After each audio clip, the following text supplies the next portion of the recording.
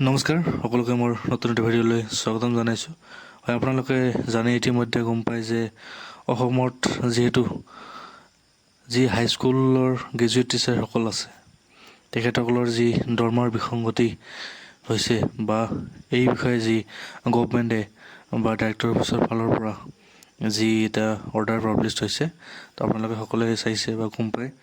তো সেই অৰ্ডাৰত যিহেতু BTCত এক্সক্লুডিং হিচাপত এটা অৰ্ডাৰটো পাব্লিছ হৈছিলে, তো সেইটো মেটাৰ লৈ যিহেতু BTCৰ যিসকল হাইস্কুলৰ গ্ৰেজুৱেট টিচাৰ আছিল তেখেতসকলে এটা শংকাত ভুগি আছিল বা এটা দুশ্চিন্তাত আছিল যে তেখেতসকলৰ কি হ'ব বা তেখেতসকলৰ এই অৰ্ডাৰত কিয় ইনক্লুড কৰা নাই BTC।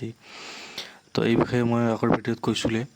তো ইয়াৰ ওপৰত এই সমস্যাৰ সমাধানৰ কাৰণে যিহেতু কেন্দ্ৰীয় কমিটিৰ নিৰ্দেশত অসম মাধ্যমিক যি স্নাতক শিক্ষক মঞ্চ আছে তাৰ তেখেতসকলৰ নিৰ্দেশত যি BTC 4খন জিলাৰ যি ডিষ্ট্ৰিক্ট কমিটি আছে তাৰে কোকৰাঝাৰ জিলাৰ ডিষ্ট্ৰিক্ট কমিটি আৰু বাক্সা জিলাৰ ডিষ্ট্ৰিক্ট কমিটি আপোনালোকে এই ভিডিঅ'ত প্ৰথমৰ পৰা দেখিবই পাৰিব যে ইয়াতে আমি মেমৰেণ্ডাম ছাবমিট কৰিছিলোঁ।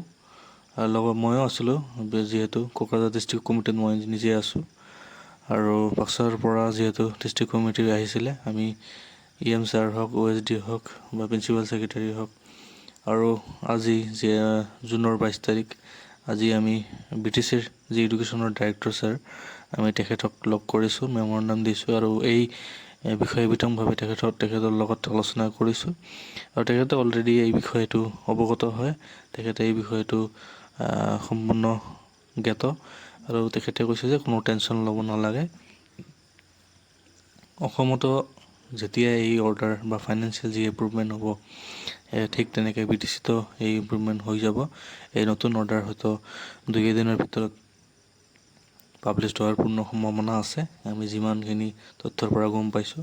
তো BTC যিসকল গ্ৰেজুৱেট টিচাৰ আছে হাইস্কুলৰ তেখেতসকলে চিন্তা কৰিব লগা তেনেকুৱা একো নাই।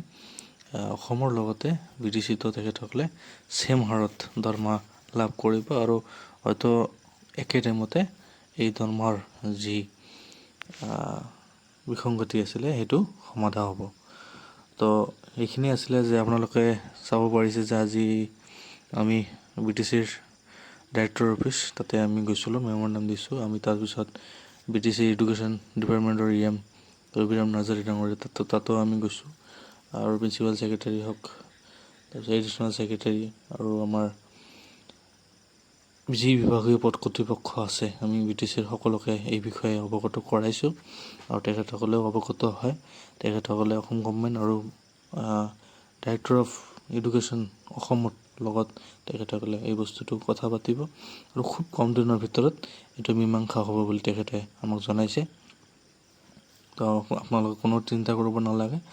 আপোনালোকক এই কথাখিনি জনাৰ কাৰণে আজি ভিডিঅ'টো মই বনাইছোঁ, যিহেতু মই নিজেও আছিলোঁ আৰু প্ৰত্যক্ষভাৱে এই বস্তুখিনি মই নিজে লাগি আছোঁ। তো আজি ভিডিঅ' এইখিনিয়ে, আপোনালোকক ইনফৰ্মেশ্যন দিয়া। ধন্যবাদ। জয় অসম।